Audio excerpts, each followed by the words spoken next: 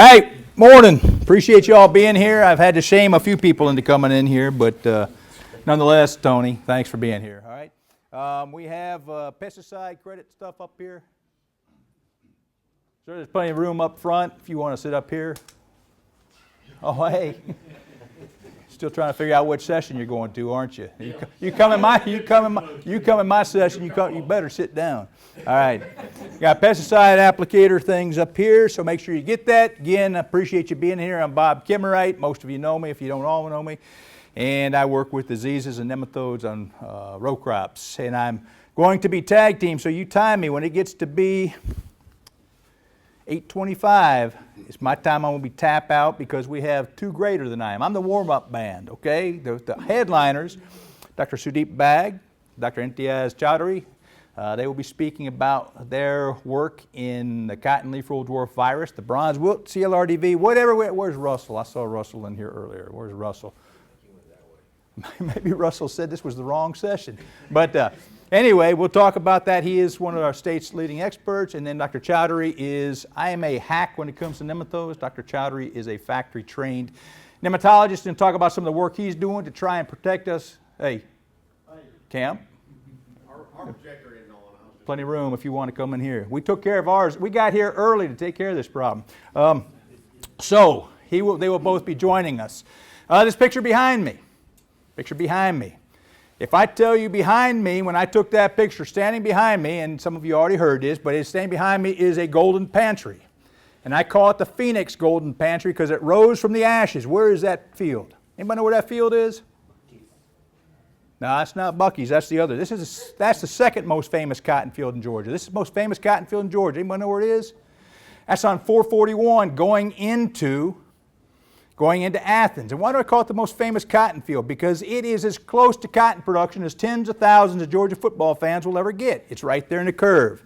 And that field, when I took it, it's been mowed, but the stalks are there. And that field last year, and it's planted with cotton almost every single year until they build something there, was planted in Phygen 411 last year. Why? Why do the Ruarks like Phygen 411? They like 411 because they have a problem with reniform nematodes. They like 411 because with the problem with reniform nematodes and concerns over production costs in cotton, that resistance is what they can use and they don't need a nematicide. Now if you look at that field now, it's been mowed. My concern for a field like that is if it's mowed and it doesn't get cold enough, what happens to the nematodes? They continue to feed. That's Tift County. And that's a different soil type. Not as famous, but equally important. And if you look at the soil type there, that is root knot nematode territory. And if you look more closely, there's a strip on the left-hand side where the grower has gone in there and pulled stalks. Well, this is royalty has just walked in. You know you're in the plant pathology nematology section, right? Just want to make sure you don't get up in the middle of it and hurt my feelings and walk out. Good. All right, good, you're here.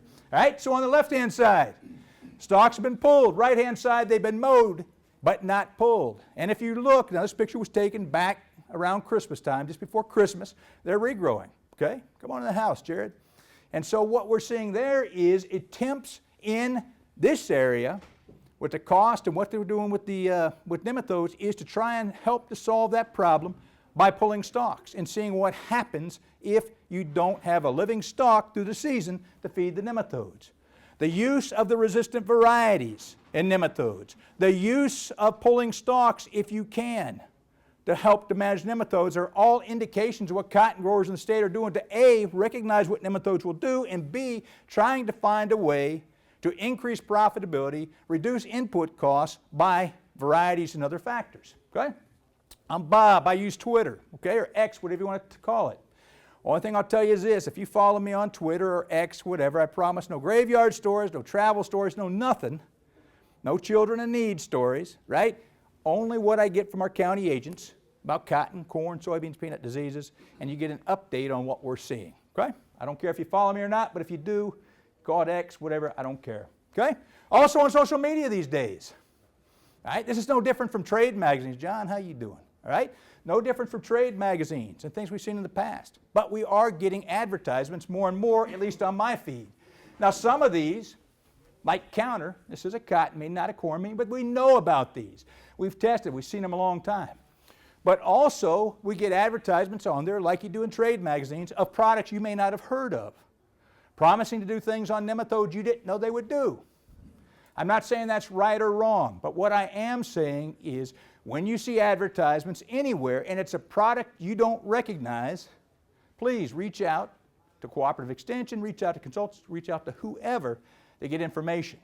Because the only thing worse right now in having a problem you can't manage and are losing yield because of it is to try and manage a problem and spending money and not seeing a return on that. My daughter says I'm throwing shade. That's not throwing shade. That is simply saying new products we have to test, or we have to look, or make informed decisions. Okay? Here's the threats. I was at a cotton meeting in Colquitt County 2 days ago. Actually, it was said it was a cotton meeting, but there was Bart Davis and Tom Winhausen and Craig Perriman. And if you had asked me what meeting that was when Tom and Bart and Craig were all at that meeting in Colquitt County, it was obviously a cotton meeting. Obviously. But it wasn't. It was a peanut meeting. Why? Because right now growers are trying to figure out, you're trying to figure out the best way to rotate, best way to manage your crop. Okay? So we have to look at everything. But if you're going to grow cotton profitably, in my wheelhouse, in Sudeep's wheelhouse, Imtiaz's wheelhouse, these are the things you need to be aware of. If this was a peanut meeting, I would say every peanut grower in this room has to protect their crop this year against leaf spot and white mold. You have to. You cannot be profitable in peanuts without protecting your crop. In cotton, here is the opportunity. Here's the opportunity in my wheelhouse of the diseases and nematodes that can and often do take yield from you. Do you have to spray every year for target spot? No. But if you as a grower don't factor that opportunity in, then I think you're making a mistake. Areola mildew. Do you have to spray every year? No. But if you have a problem with it, you may lose 200 pounds of lint. And if you did what we told you to do in 2023 and 2025, and that is to use azoxystrobin, you may not get any results at all. Okay? So this is what you need to be aware of.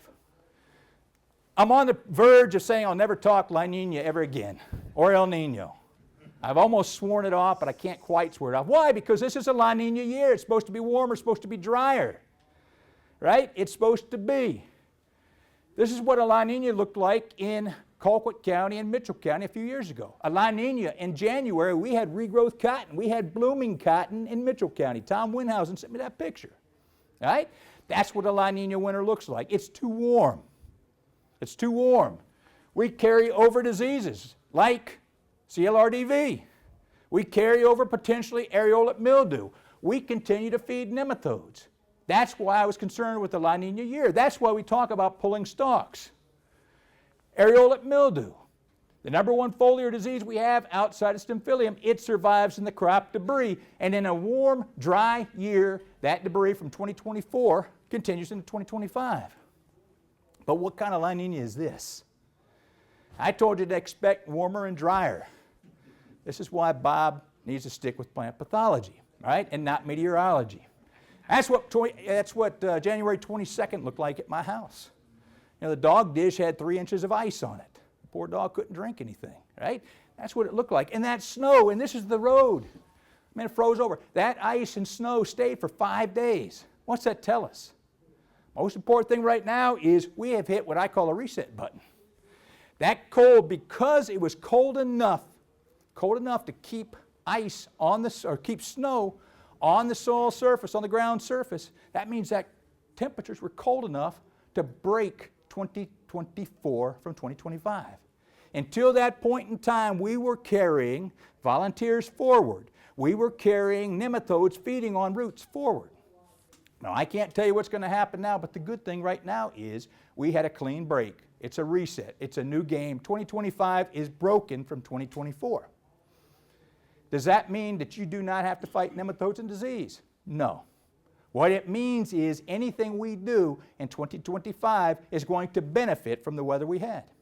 That's what it means. When those soil temperatures get below 64 degrees and cooler and cooler and cooler, and he's a real nematologist, I'm a hack, but he'll agree with me. If he doesn't, he's a junior faculty member, he better agree with me, right? Is that the nematodes stop reproducing, they stop feeding, they stop doing much of anything, and they may perish. At least they're not building, okay? So, on here, threats to yield and profit. When you look at the ones in red, nematode, bacterial blight, and CLRDV-induced bronze wilt. Okay? I call it CLRDV-induced bronze wilt because I know, because Dr. Bagg tells me what causes it, and I know the rest of it think it looks an awful lot like what we had in 1999. Are they the same? I'm not going to argue. I don't know. All I know is that's what we're calling what we saw last year. Okay?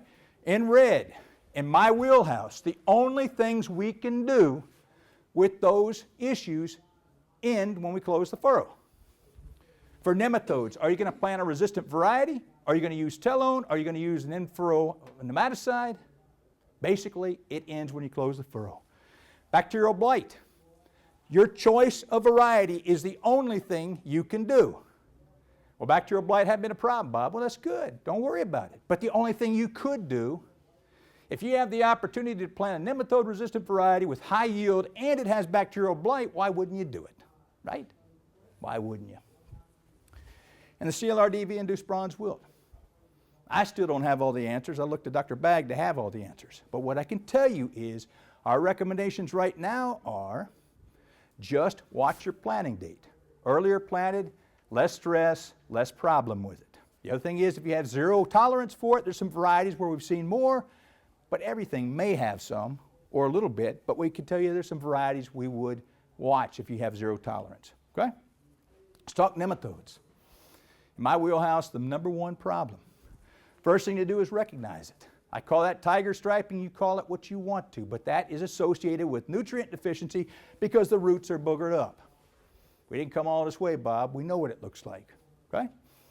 First thing, before I even talk about varieties, before I talk about anything else, what's the easy thing you can do? Cotton behind cotton, if there's still people doing that, this is an example. In this area, a tractor driver planted cotton, and this is a field infested with root knot nematodes. He planted the cotton directly where it was in 2023. He replanted directly in 2024. Here is where the grower caught it and moved him over 18 inches. That's why that skip is there. He said, we didn't want to do that. Simply by some management strategies. Okay? Where are the nematodes, if you are reduced tillage or conservation tillage, where are the nematodes going to be most concentrated? Right where you left them before. Don't do that. All right? Well, if I move 18 inches, Bob, does that mean I don't need a nematicide and I could plant whatever variety I want? No, it doesn't mean that. It means we're looking for ways to remain profitable. And profitable starts with how you grow the crop. Okay? All right. Resistant varieties. Okay? There are new resistant varieties out there that I don't know about yet because as seed companies are developing resistant varieties, sometimes they haven't announced the names, at least to me, until a little bit later in the season. They're probably out there now. But point taken, whether you're growing phytogen cotton, whether you're growing Delta pine cotton, whether you're growing Stoneville cotton, whether you are growing next-gen cotton, you have the opportunity for resistant varieties. Now, what's been the biggest criticism? The biggest criticism for resistant varieties, it hasn't been that they're resistant or not. It's been what? It's the Y word, right? It's been the Y word. Recognize that as we are talking about these varieties, two things. First off is some varieties, like Stoneville 6000, have resistance to root knot, but not reniform. Others, like 3644, have resistance to both. It's important to know your nematode populations. If you're in Atkinson County like Tony B, and you got a field ate up with sting nematodes, what's the answer there? None of these varieties are going to help you. They're not nematode resistant, they are root knot resistant. They're reniform resistant. Okay? Now when we talk root knot nematodes, and NTIs can back me up on this, root knot nematode, the populations are almost crash when you plant them. With reniform nematodes, that's not the case. When you plant reniform nematode, you're still able to produce cotton in spite of the reniform nematodes. Okay? All right. Colquitt County. High yielding, susceptible variety. High yielding, susceptible variety with, these both had vellum underneath them. Okay? You could put AgLogic underneath them. You could put Telone, right? As we get closer and closer, and cotton prices are what they are, it gets harder and harder to get a hold of Telone, right? It gets harder and harder to use it. But this is what a resistant variety looks like. Now, my question is this. If I showed you yield data on that, and the yield in this was better than here. But let's just say that the yield here with the resistant variety in this field was no different than the susceptible variety plus vellum or plus AgLogic. Does that mean the resistant variety didn't work? No.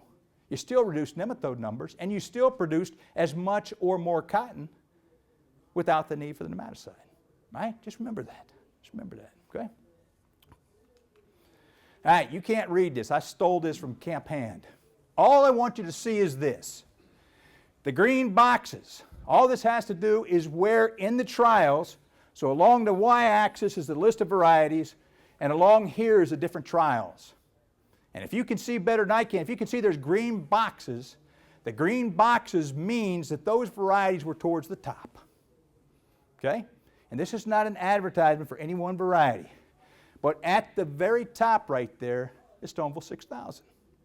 The point here is not everybody's got a nematode problem needs to plant Stoneville 6000. If it's a reniform, it doesn't even have resistance to that.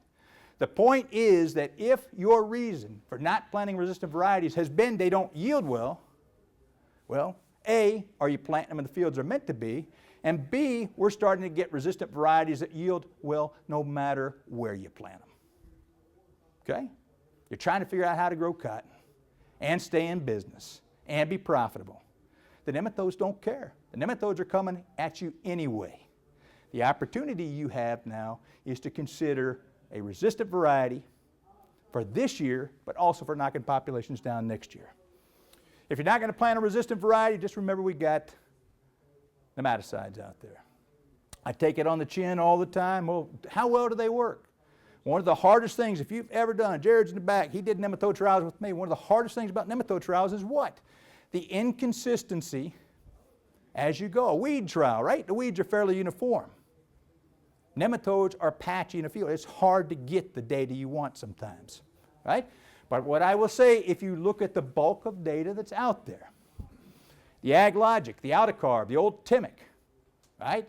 It didn't look too good in one trial I had last year, but it never got rain, didn't get irrigated, right? Or got too much rain. It's like Goldilocks, too much or not enough, but it can work very well. Vellum as well. When do these products work best? A, when there's a nematode problem, and B, when the nematode problem is at a level which is appropriate for what they can perform. If you plant a susceptible variety in a field like this, and I said, well, I put AgLogic out, Bob.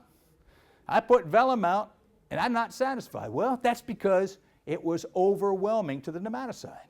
Know what your populations are. You want to make money, make sure you know your populations, and make sure you recognize that these aren't bulletproof. Now, there's a new product out there, okay? Averland, it's abamectin. It's been used on corn, and I've tested on corn a lot, and I know where it performs, right? We have less data on Averland. Averland's abamectin, it's a liquid in furrow. Its claim to fame is it can be mixed with a pop-up fertilizer or a starter fertilizer in the furrow if you wanted to do that. I'm not sure you want to do that, but if you did, it doesn't turn into mayonnaise. It doesn't turn into a snow globe, okay? So when we look at the data from last year, the untreated is in the far left. Here's the AgLogic. This is nematode counts at the end of the season. Okay? We don't usually see much impact on nematode counts. Here's when we're looking at root gall ratings. Okay? At the end of the season, what had more root gall ratings? And here's an example of Averland in green, plus another one, Viloprid, I don't know how to pronounce it. Okay? But what you can see is that blue bar, here's the Vellums and the Averlands. Yeah, they did a little bit of something, right? And here's what the AgLogic did. Does that mean AgLogic didn't work? No. It means that we had so much rain after we put it out that it got washed out of the furrow. One trial does not make it a recommendation. When we look at yield, this is what's hard. This is seed cotton. Far left, that's the untreated. Here's the Averland and the Vellum products. They did a little bit. They did a little bit. The question is it enough for you? But my recommendations, you're looking at Averland, you say you can get it at a good price. How does it compare?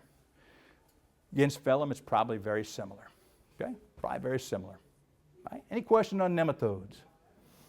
Now Sudeep is going to come up here in a minute. I'll let him talk more, but as long as we're talking about varieties, we have known in the Dollar General varieties, the Dynagrow varieties, we've known, you can read it on the bag, that they're going to get some of that symptom early on.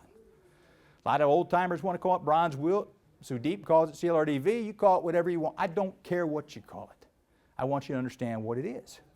And until last year, Mark, except for in some fields you've seen, it stayed and there wasn't a whole lot of it, right? It might be 5%, it might be 2%. Last year, for whatever reason, there were fields that were replanted because of that.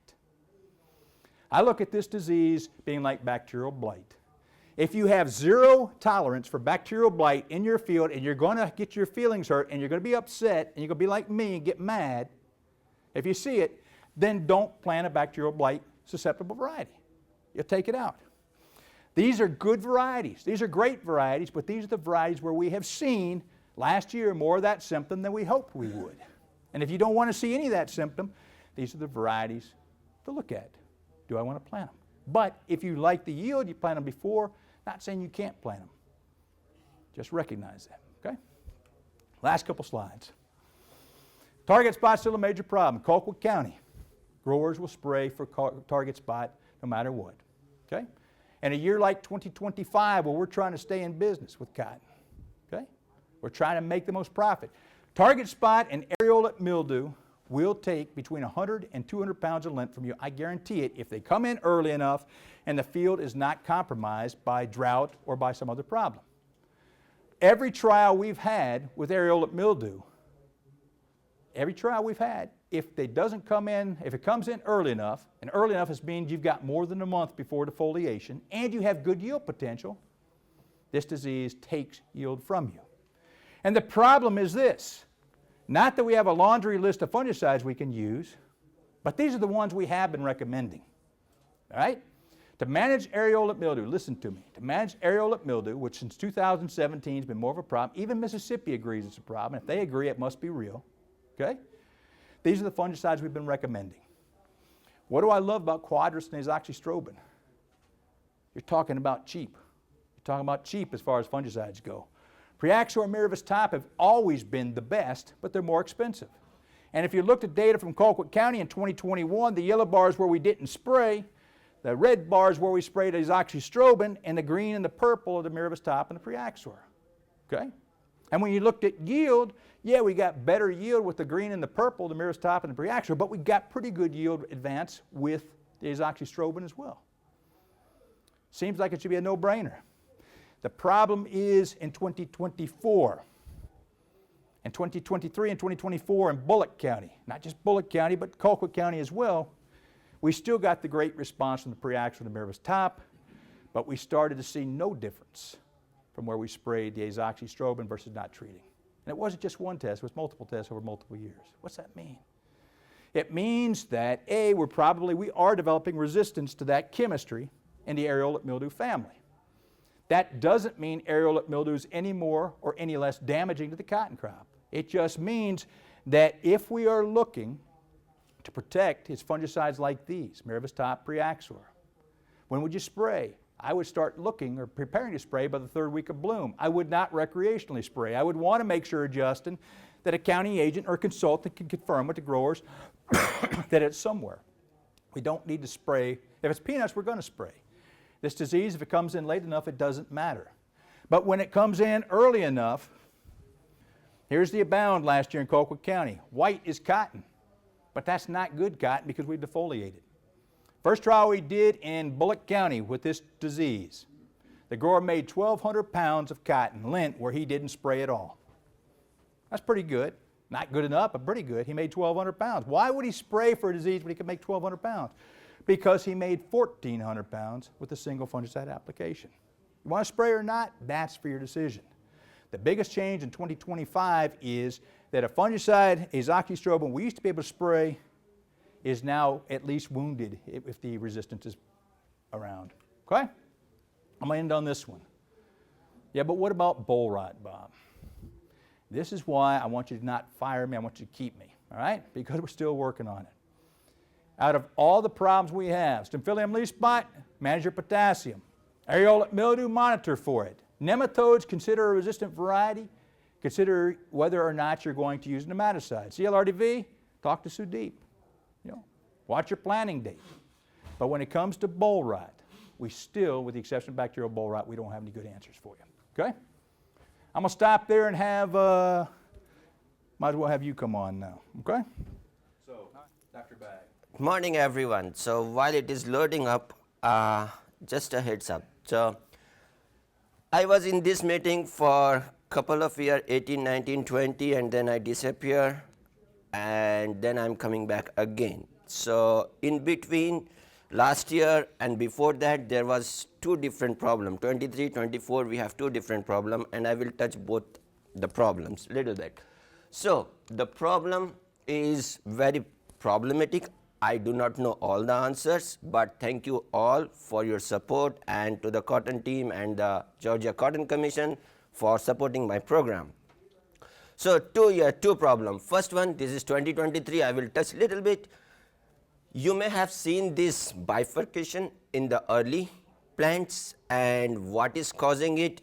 If you have been to the Beltwide this year, there must be some discussion on this one. So I will touch base what we are doing in Georgia. So this is one disease that I will be touching base, and the second is this one. As Dr. Kamrat said, bronze wilt, CLRDV induced bronze wilt. We'll go through that one.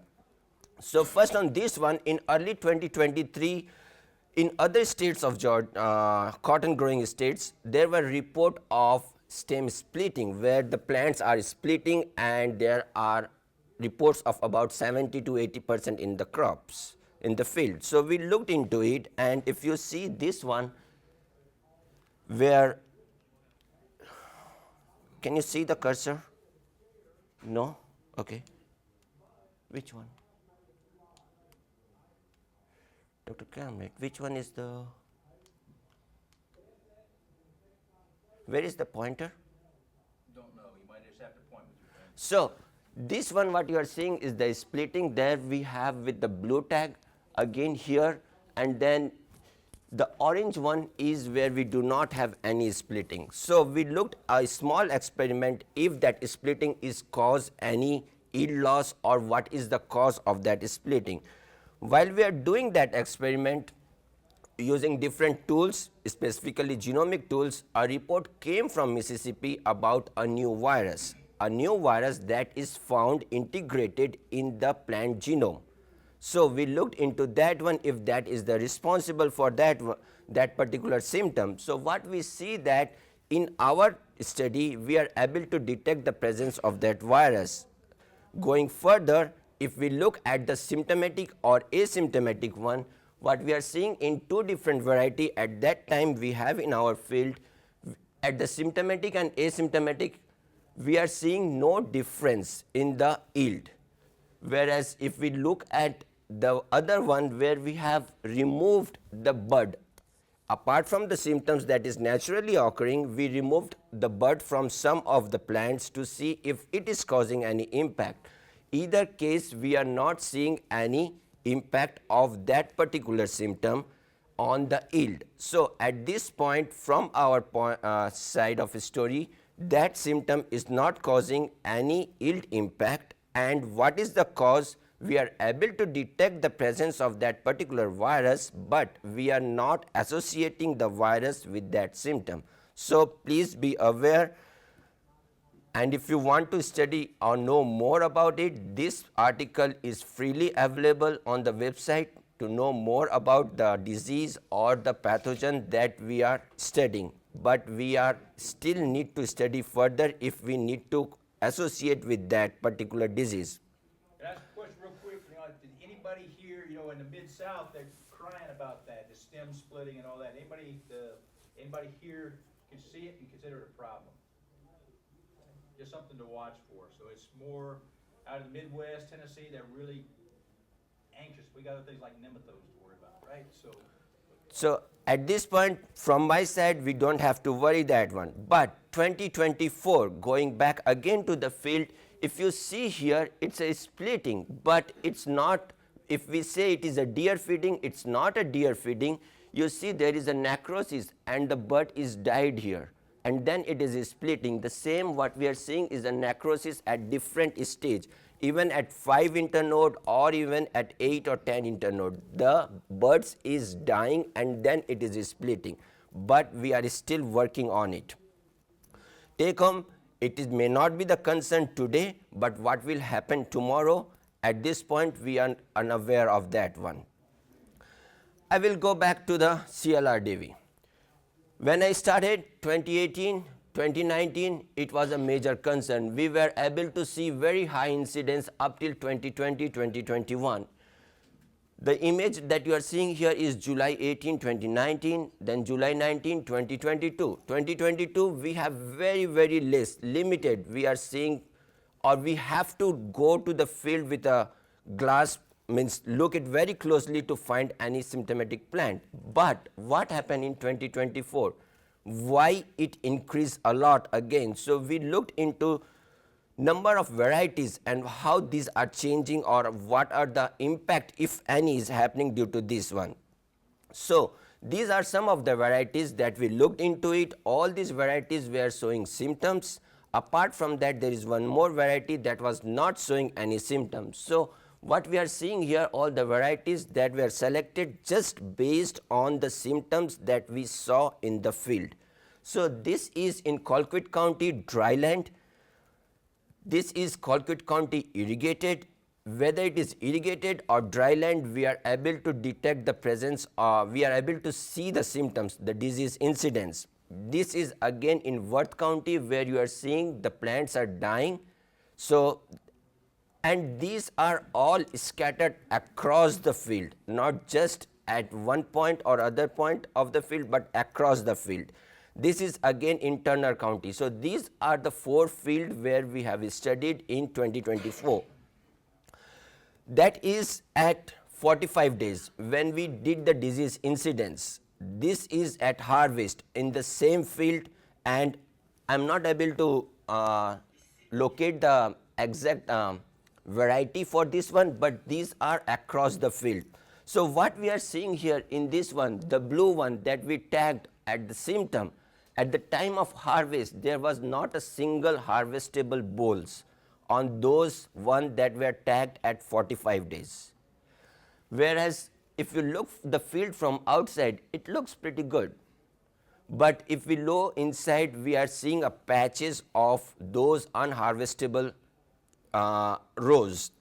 So this is again Worth County, and at the bottom what you are seeing is the date when we did the hand picking. This is again dryland in the Colquitt County. Here you see at the edge, the plant is looking very good, but none of the bolls are harvestable in that case. This is what we are seeing in the irrigated one. The plant were regrowth, the plant were recovering, but it is too late to have any harvestable boll.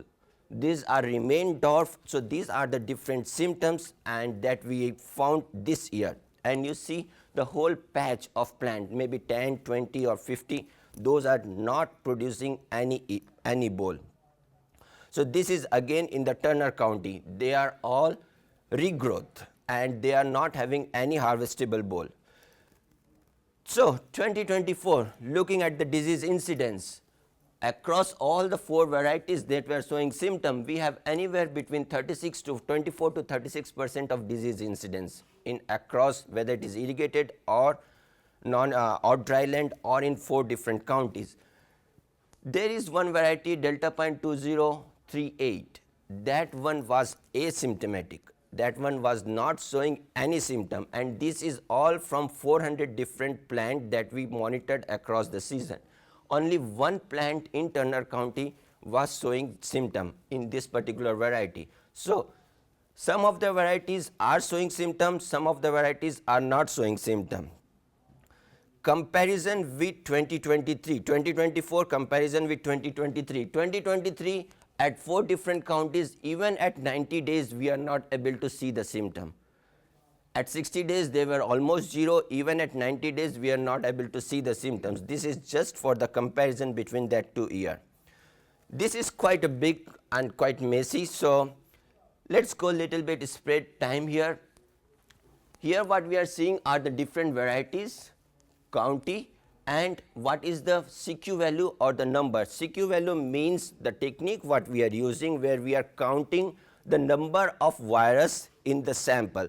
So we use the petiole or the bark and we try to see how much virus quantity is there and if it is related to the symptom or asymptomatic. So if you see the mean number, symptomatic is having more number of virus compared to the asymptomatic one. In asymptomatic one, although it is not showing symptom, virus is still there in very less number compared to the symptomatic one. Now look at the ball density, number of balls on those plant. In the asymptomatic one, we have pretty good number, close to 31, 14, 50, good number, whereas in the symptomatic one, it's almost 0. Most of the plants are not having any balls on that one. Looking at the weight, it's the same thing. So when we look at the plant, this is in the Colquitt County, these are all the ones that were showing symptoms, and there is a yield impact from 0 to where we are not having any harvestable ball, whereas in the asymptomatic we are having some yield. So if we look at the longer in the crop, yes, there may be some yield impact in this field. This is just a representation what we have in 2018, 2020, 2022 very, very less. 2024 we restricted our study only to few counties. With this, I thank everyone who helped me in these studies, and especially Dr. Kamrat, Dr. Roberts, and the whole UGA extension team. Thank you. Any question? So while we're loading NTIs up, please ask Dr. Baggs some questions so you don't ask me later for him, because he's the smart guy. Is it bronze wilt or is it leaf roll? Or have you determined there's bronze wilt and there's leaf roll? That the question I am asking to everyone, how you define bronze wilt. What is the cause of bronze wilt? So if you say, Sudeep, this plant I am calling bronze wilt and this plant I am calling CLRDV, and if I detect the virus in that bronze wilt plant, is the virus is causing that disease? Because there is no pathogen associated with bronze wilt. Back in the days also, it is no pathogen associated. It is a physiological disease that is caused, physiological abnormality that is defined as bronze wilt. There is no pathogen associated. But if you say that, Sudeep, I have this plant which I say bronze wilt, if I detect the virus, is it CLRDV? Well, I know you've checked some for me in the past, and there's no test for bronze wilt. But you checked it and it was leaf roll. Yes. So that's why Dr. Kamrat suggested CLRDV induced bronze wilt. It's important to know that when we had bronze wilt, would everybody agree with bronze wilt, we did not have the technology to do what he's doing now. And so at that point in time, when we say it was physiological, no pathogens, because, well, we did not have this technology. We could not have done what he's doing now, so we just don't know. And I thought bronze wilt went back to a genetic background. Is there any of that in these varieties? What's happened now is it's becoming increasingly difficult. Back then, it was okay. It was easy to find out what the backgrounds were. Now it's increasingly difficult to understand what exactly is in the background. Okay? Great question. Thank you very much, Dr. Kamrat. So I'll get into it. So first, I'll talk to you about a work that I did in collaboration with Dr. Richard Davis, our USDA nematologist. In this work, we essentially asked the question, is nematode-resistant variety a better choice for nematode control compared to a nematode-susceptible variety with nematicides? Here, we looked at a Phytogen 444 nematode susceptible variety and Delta Pine 1646, both of them are nematode susceptible. We looked at them in combination with nematicides like Copio, Aclogic, Telone, and untreated. We also looked at Phytogen 443 and Delta Pine 2141. These are nematode resistant, root knot nematode resistant varieties. Now let's get into the results that you care about most, the thing we look for most important criteria in a sense, that is the Y word, yield. When you look at yield, we see something interesting. Essentially, we didn't see as much of a difference that I thought with my less experience that I would see when we looked at the yield.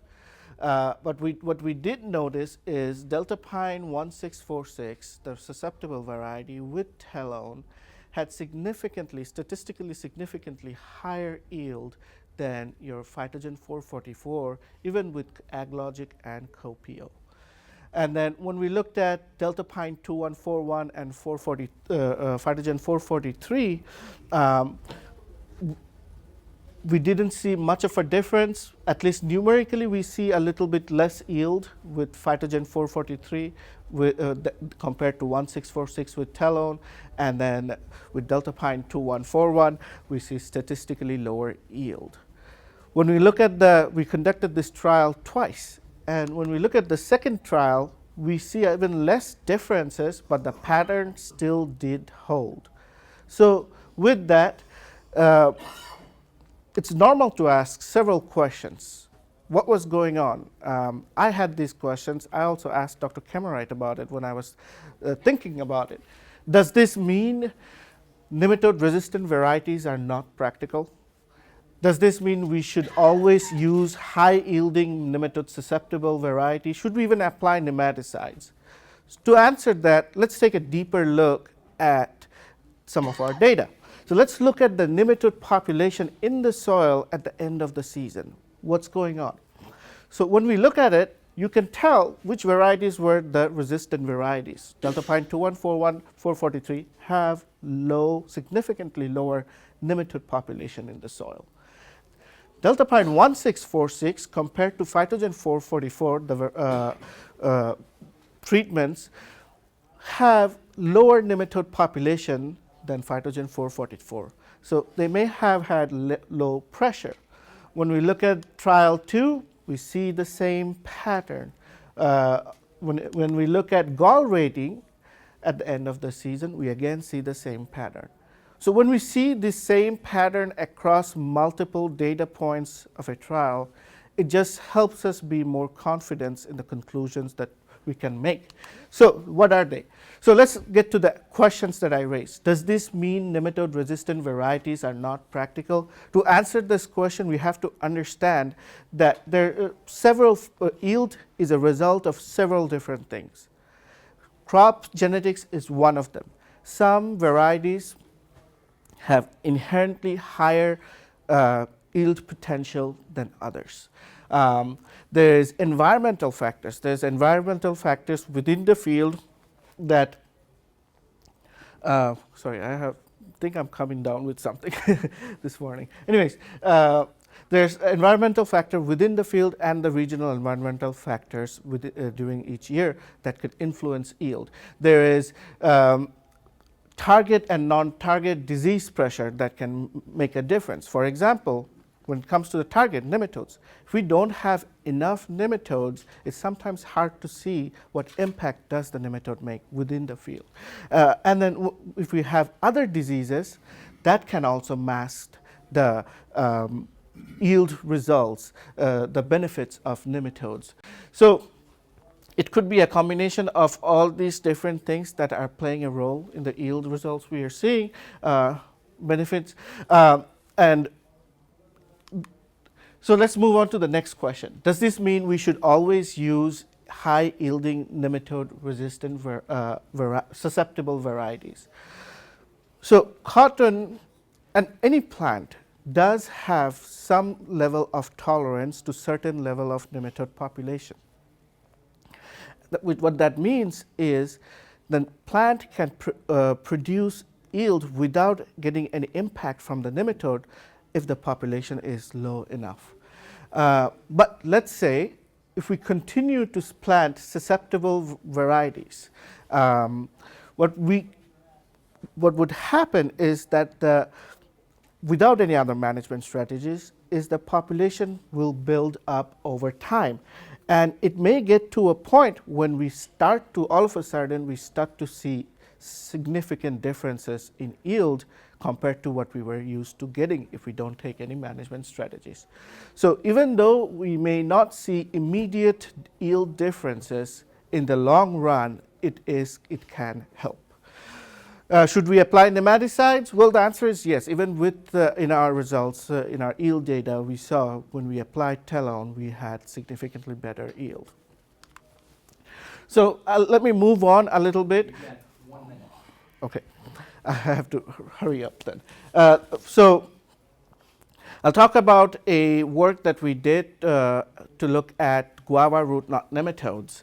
We conducted a greenhouse study, and we wanted to see how is it different than our southern root knot nematode.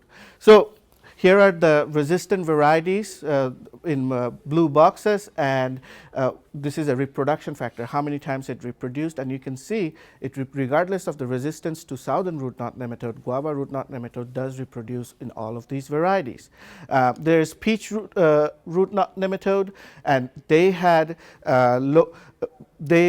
cotton is at best a non-host or poor host. This is another new species of nematode we recently detected in Georgia. And then we saw southern root knot nematode, and in almost all cases, guava root knot nematodes does have higher reproduction than southern root knot nematode. What that means, it will outcompete southern root knot nematode, and it can be more virulent. But it's not all bad news. We conducted a survey of Georgia's cotton fields, and what we saw is that none of the fields so far did have southern root, guava root knot nematode. So we did not detect this nematode in our cotton fields, as well as we conducted another survey in tobacco fields that is often rotated with cotton, and we did not detect this nematode so far. So that has to do with the process of transmission of this nematode. We have seen these nematodes in our vegetable fields. That's because we are taking transplants from other states, and there is a more opportunity for it to move. But in our cotton, that process is not available. With that, let me just conclude the talk. We did detect root knot and reniform nematode in our fields. Most of the root knot are southern root knot nematode. Reniform nematode was not in all the counties, but the counties that did have this nematode had it in pretty high populations. And then these are the root knot nematode density across the county. We saw Bullock and Colquitt County having pretty high numbers compared to other counties. Also, we noticed Lowndes County being sandy soil county where we do see a lot of nematode, did have less nematode population. That kind of threw a wrench. So I looked at it a little bit more, and what we realized is that we sampled this too early in the season, and that could be one of the reasons why we had lower numbers in Lowndes County. And then, thank you. Okay. As you see, we are